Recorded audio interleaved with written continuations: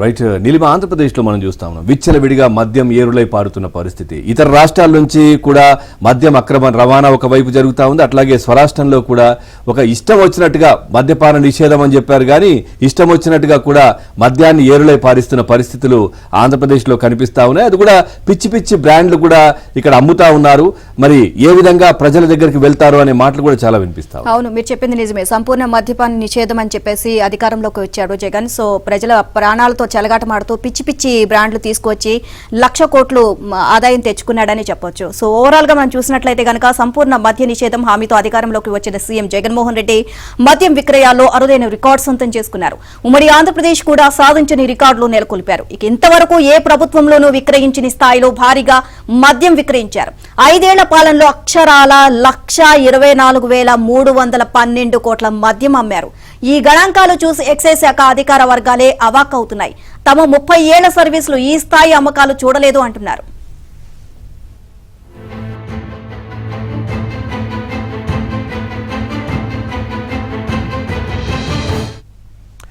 గడిచిన ఆర్థిక సంవత్సరం 2023-24లో ఏకంగా 30,078 కోట్ల విలువైన మద్యం అమ్మారు. అంటే నెలకు 2,506 కోట్లు. ఉమ్మడి రాష్ట్రంలో 2013లో నెలకు 1,675 కోట్లు విక్రయించారు.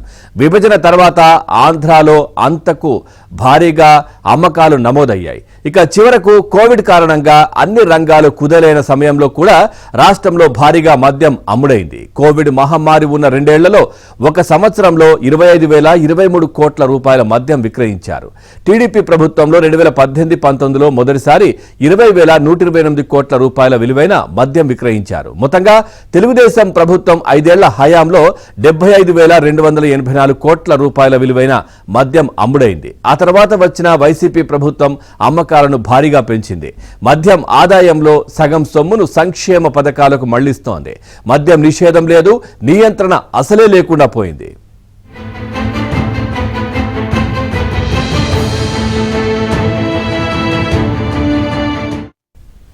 సంపూర్ణ మద్య నిషేధం హామీ ఇచ్చిన ప్రభుత్వం మొదట్లో అమ్మకాలు తగ్గించే చర్యలు చేపట్టినట్లు హడావిడి చేసింది. 4,380 షాపులను 3,500కు తగ్గించింది. ఆ తర్వాత రెండో విడత కింద 2,934కు కుదించింది. కోవిడ్ సమయంలో మద్యం ధరలు భారీగా పెంచింది. దీంతో కొంతకాలం విక్రయాలు తగ్గి ఆదాయం పడిపోయింది. వెంటనే అప్రమత్తమైన ప్రభుత్వం మళ్లీ అమ్మకాలు పెంచుకునేందుకు ధరలు తగ్గించేసింది. ధరలు తగ్గించిన 2020-21లో 186.47 లక్షల కేసుల లిక్కర్ అమ్మితే 2023-24లో 346.69 లక్షల కేసులు అమ్మారు.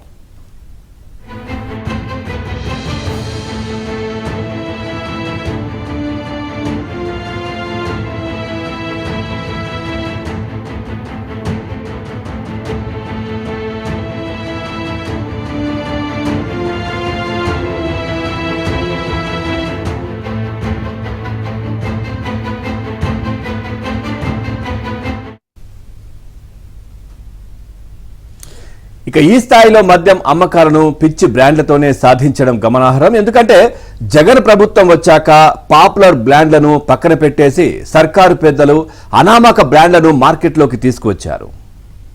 ఇక ప్రభుత్వ మద్యం షాపుల్లో ఈ బ్రాండ్లని బలవంతంగా అమ్మించారు. నగదు బదిలీతో సంక్షేమ పథకాలను అమలు చేస్తున్నట్లు జగన్ ప్రభుత్వం చెబుతోంది. అమ్మఒడి, రైతు భరోసా, నేతన్న నేస్తం, చేయూత, కాపు నేస్తం, వాహన మిత్ర వంటి పథకాల ద్వారా డీబీటీ విధానంలో లబ్ధిదారుల ఖాతాలో నగదు జమ చేస్తుంది. ఇలా 5 ఏళ్లలో సుమారు 2 లక్షల కోట్ల నగదును ఖాతాలో వేసినట్లు చెబుతోంది.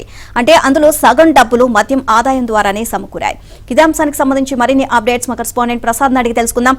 ప్రసాద్, మద్యం అమ్మకాలు ఒక్క ఏపీలోనే 1,00,000 కోట్లు దాటినట్లుగా తెలుస్తుంది. ఓవరాల్ గా అప్డేట్స్ ఏంటి?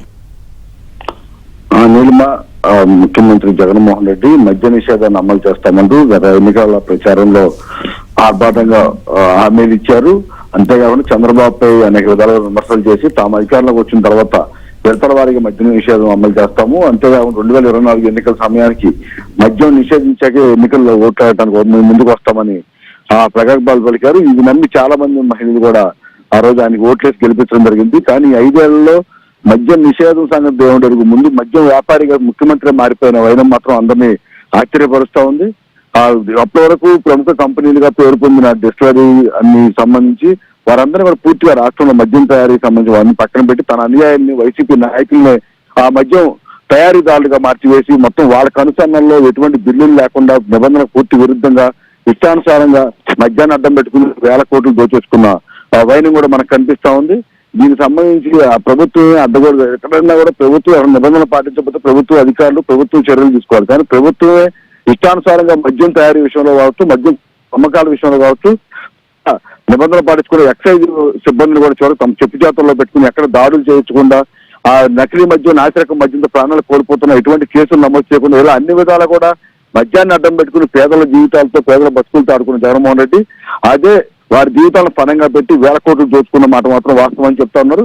అంతేకాకుండా ఇటీవల బీజేపీ నాయకులు ముఖ్యంగా దగ్గుబాటి పురంధేశ్వరి కూడా ఒక అధ్యయనం కూడా చేసి ఈ నాసిరకం ముందు వల్ల ఎంతమంది ప్రాణాలు కోల్పోయారు, మరి కొంతమంది మత్స్యమిత కూడా కోల్పోయి కుటుంబాల చిత్రమైన పరిస్థితి కూడా నిపుణులైన ప్రముఖ వైద్యులతో కూడా ఆ నివేదికలన్నీ కూడా తయారు చేసి కేంద్ర ప్రభుత్వానికి కూడా పంపిన పరిస్థితి. అయినప్పటికీ కూడా చర్యలు మాత్రం ఇంతవరకు తీసుకోలేదు. ఇక ఎక్కడ ఈ రోజు రోడ్డు మీద 10 రూపాయలు పెట్టి టీ తాగినా కూడా ఫోన్ పే కొట్టే పరిస్థితి ఉంది. కానీ 100-1000 రూపాయలు పెట్టి బాటిల్ కొన్నా కూడా నేరుగా నెట్ క్యాష్ ఇచ్చే మార్గాన్ని కూడా జగన్మోహన్ రెడ్డి అమలు చేసిన వింత వారికి ఒక ఏపీలోనే కనిపిస్తా ఉంది. అంటే అడ్డగోలుగా ఇక్కడ కూడా ఆన్లైన్ లో అయితే డబ్బులు లావాదేవీలు తెలిసిపోతాయని అనధికారికంగా లావాదేవీల ద్వారా మొత్తం తాడేపల్లి పాలకి డబ్బులు పంపించేది కూడా తెలుస్తా ఉంది. ఇట్లా గత దేశంలోనే ఎక్కడ లేని విధంగా 5 ఏళ్లలోనే 124 కోట్లు, వేల కోట్లు పైగా మందు విక్రయాలు జరిగాయి. అందులో చాలా వరకు కూడా తాడేపల్లి పాలకి డబ్బులు జరిగిన విపక్షాలు ఆరోపిస్తా ఉన్నాయి. అదేవిధంగా ప్రతి ఏడాది కూడా తగ్గిస్తూ వస్తాము, తాము మందు వల్ల ఎక్కువ మంది రేట్లు పెంచడం వల్ల మానేస్తారని చెప్పుకున్న జగన్మోహన్ రెడ్డి కానీ 5 ఏళ్లలో ఒక్క చూస్తే ఎప్పటికప్పుడు వాల్యూ విలువ పెరుగుతూనే ఉంది. కానీ ఆదాయం 2019లో 20,000 కోట్లు ఉంటే 23కి వచ్చేబడి 30,000 కోట్ల ఆదాయాన్ని సాధించారు. అంటే ప్రతి ఏడాది పెంచుకుంటున్న పరిస్థితి.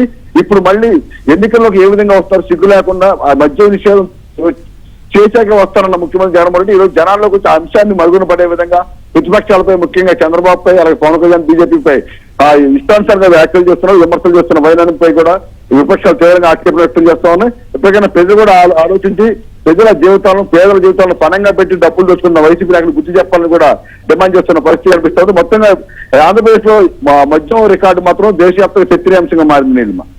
Right, thank you Prasad.